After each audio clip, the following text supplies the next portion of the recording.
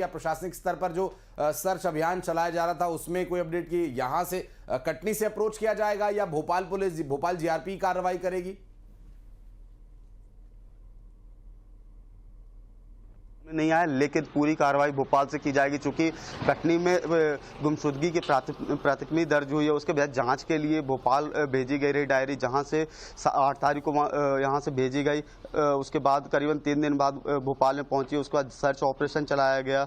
नदी हो, सड़क हो, जंगल हो या जो भी प्रमुख शहर हो, फिर नर्मदापुरम, जबलपुर, अलग अलग ठिकानों में पुलिस दबिश दी है। उसके बाद तब जाकर अब पता चल सका है कि अर्चना सुरक्षित है और नेपाल बॉर्डर से उसे सुरक्षित भोपाल लाया जा रहा है। स्वाभाविक रूप से ये जो पूरा ऑपरेशन चला चित्रा, इसमें एक बड़ी चुनौती ढूंढना, तलाश करना, उन साक्ष्यों को जुटाना एक बहुत बड़ी चुनौती था प्रशासनिक स्तर पर भी, और परिवार के लिए भी काफी चिंता का समय, एक लंबा समय गुजरा है। बिल्कुल, भोपाल से हमारे साथ शैलेंद्र भदौरिया भी जुड़ गए हैं। शैलेंद्र का रुख करेंगे। शैलेंद्र, भोपाल जल्द ही पुलिस लेकर पहुंचने वाली है अर्चना को, लेकिन भोपाल में अब जब पहुंचेगी उसके बाद परिवार वाले भी क्या वहां पर मौजूद होंगे और किसी तरह से किसी का भी कोई संवाद हो पाया है?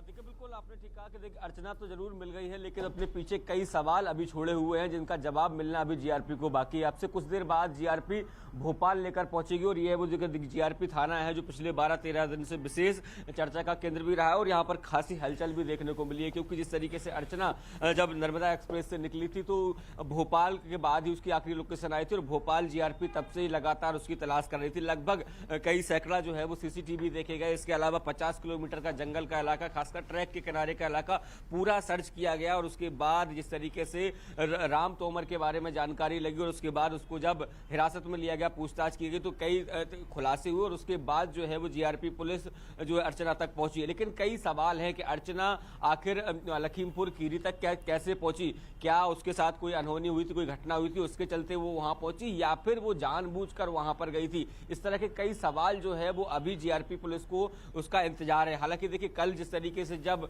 ये बात सामने निकल कर आई थी कि अर्चना ने अपने परिवारजनों से बात की, उसके बाद जीआरपी एसपी हैं राहुल लोढ़ा, उनका साफ तौर पर कहना था कि जो अर्चना है वो पूरी तरीके से सुरक्षित है, जीआरपी के संपर्क में है, जल्दी उसको दस्तयाब कर लिया जाएगा। और जिस तरीके से देर रात तक ये खबर आई कि लखीमपुर खीरी जो नेपाल का बॉर्डर है वहां पर उसको बरामद किया गया है, तो अब बताया जा रहा है कि जीआरपी की टीम जो है वो वहां से उसको लेकर निकली और किसी भी वक्त राजधानी भोपाल के जीआरपी के जो थाने हैं वहां पर पहुंच सकती है और सारी पूछताछ जो है वो यहीं पर होगी, क्योंकि ये जानना बहुत जरूरी है कि आखिर ऐसा क्या घटनाक्रम रहा कि 12 से 14 दिन लगभग गुजर गए और अर्चना ने घर वालों से संपर्क नहीं किया और पुलिस को भी वो नहीं मिली। क्योंकि पहले कई तरह की आशंकाएं जाहिर की जा रही थी कि जहर खुरानी तो उसके साथ नहीं की गई है, कोई अनहोनी तो नहीं हुई, और यही कारण है कि जीआरपी मध्य प्रदेश की टीम ने न केवल शैलेंद्र, और चूंकि पहले जब आपसे बातचीत हुई थी तो इस बात की भी चर्चा हुई थी कि इस तरह की कोई घटना यदि ट्रेन में घटी होती जिसमें कि अर्चना की रजामंदी नहीं थी, अगर ऐसा कुछ अनहोनी हुई होती तो जाहिर सी बात है किसी न किसी तरीके से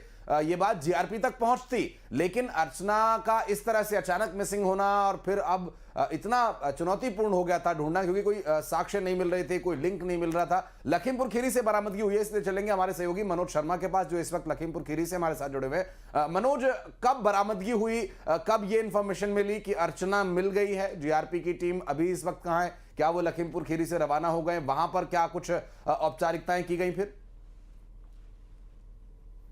बिल्कुल, लखीमपुर खीरी का जो इंडो नेपाल बॉर्डर से जुड़ा हुआ इलाका है, जो धनखड़ी का शहर का इलाका है, वहां से अर्चना तिवारी को पुलिस ने, इंदौर पुलिस ने बरामद किया, जो भोपाल की जीआरपी पुलिस थी, लोकल पुलिस के सहयोग से जो बॉर्डर के जो इलाके से उसको बरामद किया।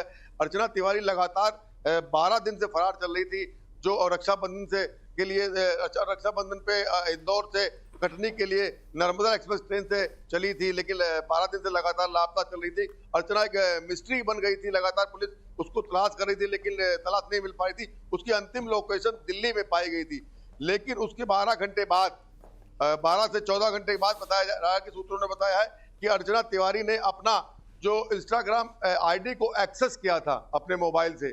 उसके बाद पुलिस को उसकी लोकेशन ट्रैक हुई है और उसके पुलिस ने जब अपने टीम को जब रवाना किया, जो गौरीपट्टा बॉर्डर का इलाका है वहां से अर्चना तिवारी को बरामद किया है। उसके बाद पुलिस जो भोपाल की जीआरपी पुलिस है वो उसको लेके लखीमपुर खीरी से लेके एक स्कॉर्पियो गाड़ी से कल रात को लगभग 7 बजे के आसपास यहाँ से रवाना हो गई थी और उसको भोपाल ले गई है।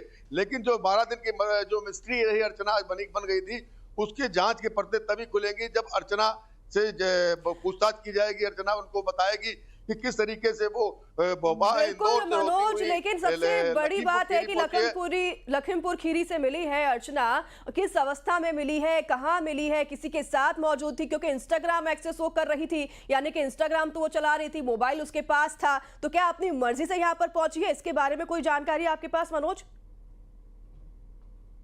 बिल्कुल, जिस तरीके से जिस हालत में मिली है, जो जैसे सूत्र बता रहे हैं कि उसने इंस्टाग्राम आईडी को एक्सेस किया है और 29 साल की जो पढ़ी लिखी लड़की है, जो कानून की जानकार है, और उसका जो जांच कर रही थी लगातार, उसको जो पुलिस ट्रैक कर रही थी, ट्रैक नहीं कर पा रही थी।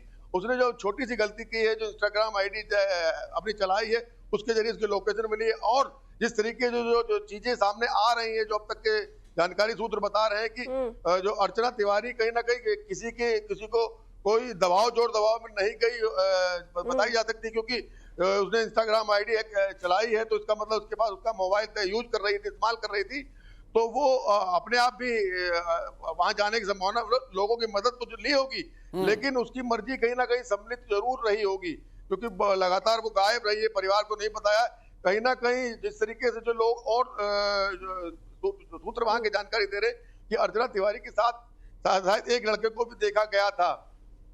जी मनोज, मैं लौटूंगा आपके पास। शैलेंद्र हमारे सहयोगी भोपाल से इस वक्त जुड़े हैं। शैलेंद्र, बहुत सारी कड़ियां अभी भी जुड़ना बाकी है, जैसा कि मनोज बता रहे हैं कि आखिरी लोकेशन दिल्ली पता चली थी, फिर जो इन्फॉर्मेशन मिली उसके अनुसार से भोपाल उसकी आखिरी लोकेशन थी, फिर वो यहाँ से क्या दिल्ली गई या भोपाल से ही उसने लखीमपुर जाने का रास्ता पकड़ा और किन परिस्थितियों में पकड़ा। जैसा कि मनोज ने आशंका जाहिर की कि वहां के कुछ लोग बता रहे हैं कि कोई लड़का भी था, कोई शख्स भी था, तो ये सारे सवाल जो हैं अभी इनका जवाब मिलना बाकी है। आप लोग नजर बनाए रखिएगा और आगे अपडेट लेने के लिए फिर लौटेंगे आपके पास। नारायण, बहुत बहुत शुक्रिया। शैलेंद्र, बहुत बहुत धन्यवाद। मनोज, बहुत बहुत शुक्रिया आपका इस पूरे मामले पर जानकारी देने के लिए।